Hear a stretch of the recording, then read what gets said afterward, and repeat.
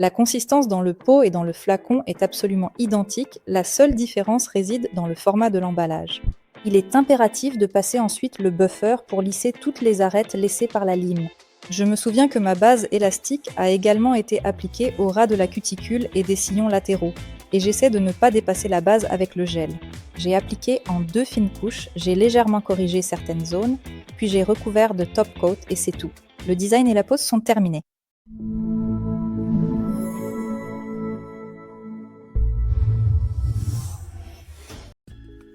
Bonjour à tous, je suis Maria Petrova et aujourd'hui je veux vous présenter une nouveauté déjà très appréciée par beaucoup, les gels confitures à faible viscosité en flacon. Ces gels offrent une superbe palette de couleurs, principalement des teintes camouflage, naturelles et pastel, mais il y a aussi des couleurs vives comme le bordeaux, le rose vif ou mon préféré, le rouge éclatant. Et bien sûr, comment se passer du noir ?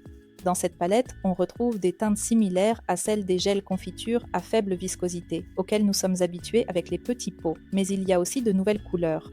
Il y a également ici des camouflages semi-transparents pour les amateurs de tout ce qui est naturel. Il est important de se rappeler que la numérotation des gels confitures à faible viscosité en pot et en flacon n'est pas continue afin d'éviter toute confusion. La faible viscosité nous indique qu'il s'agit de gel liquide. La consistance dans le pot et dans le flacon est absolument identique. La seule différence réside dans le format de l'emballage. Les fabricants ont répondu aux besoins des professionnels qui préféraient travailler avec un pinceau directement depuis le flacon. Mais si vous trouvez plus pratique d'utiliser un pinceau avec le pot, n'hésitez pas.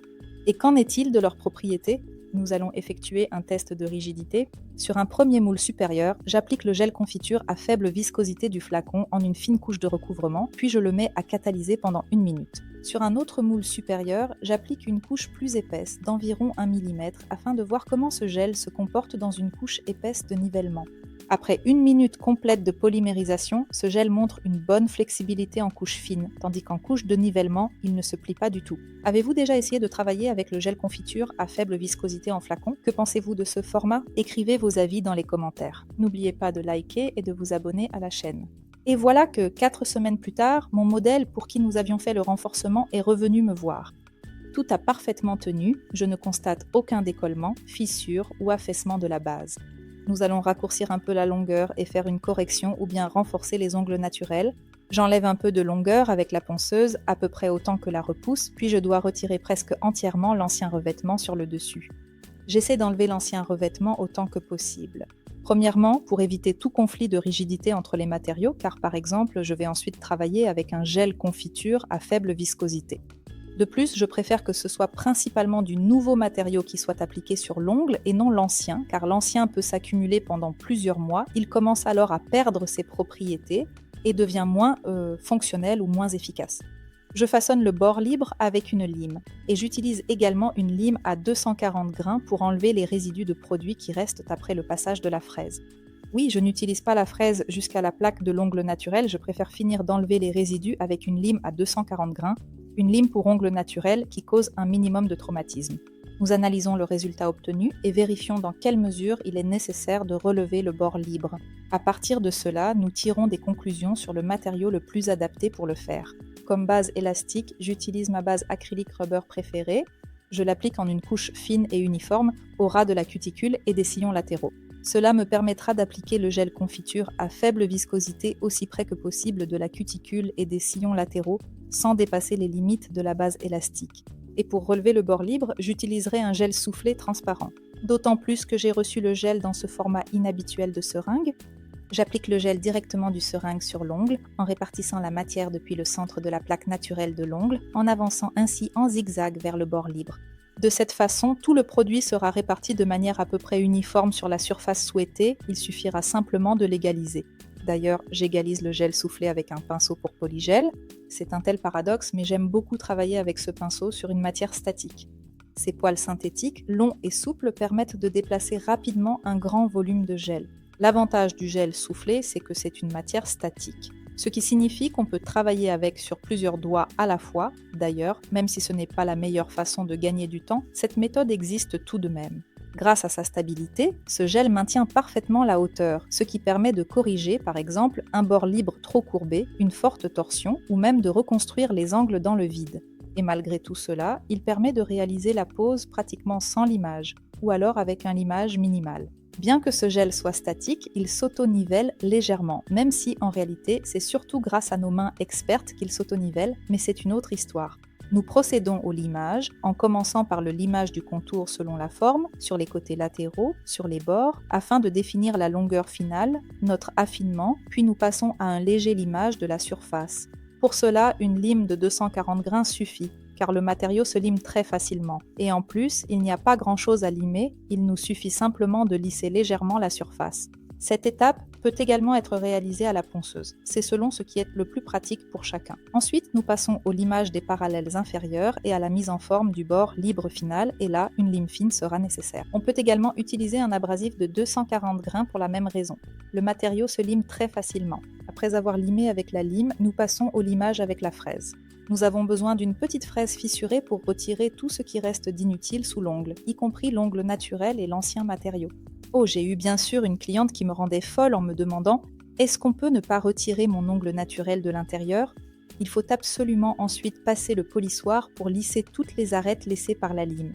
C'est également nécessaire pour s'assurer qu'il n'y a pas de frontière entre le matériau et l'ongle naturel afin d'éviter les décollements internes. Voilà, nous avons légèrement relevé et renforcé le bord libre. Il ne reste plus qu'à construire l'architecture avec un gel confiture à faible viscosité. Ceux qui me connaissent savent que j'adore les nuances de gris.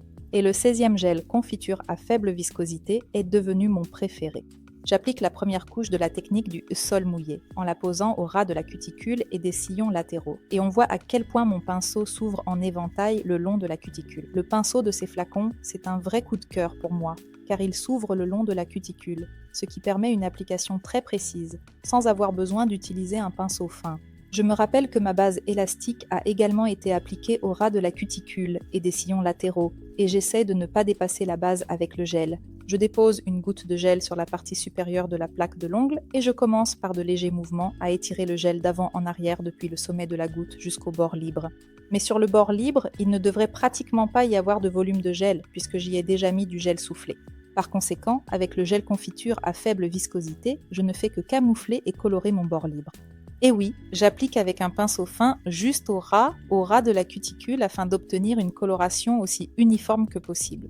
Et j'obtiens ainsi un ongle fin, éclatant, beau et en même temps très solide, car ici j'ai travaillé avec la combinaison de deux produits rigides.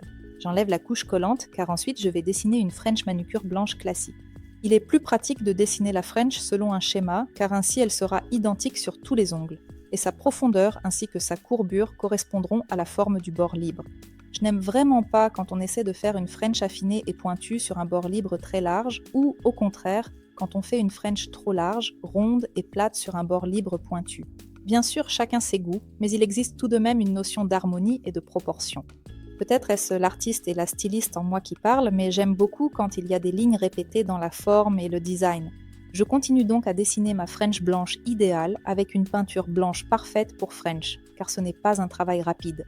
Parfait. À ce moment-là, d'ailleurs, les clientes se divisent en deux catégories. Les premiers retiennent leur souffle avec vous, surveillent que tout soit propre et régulier, tandis que les seconds ont soudain quelque chose qui les gratte, doivent fouiller dans leur sac, toucher leur pull et s'accrocher un maximum de cheveux. Heureusement que j'utilise une peinture sans couche collante. On applique le top coat non seulement à l'extérieur, mais aussi à l'intérieur, pour qu'aucune saleté ne s'imprègne dans le bord libre que nous avons sculpté. Après avoir catalysé le top coat, je lime toujours le bord, car il y a là du top, de la peinture, du gel, bref, tout.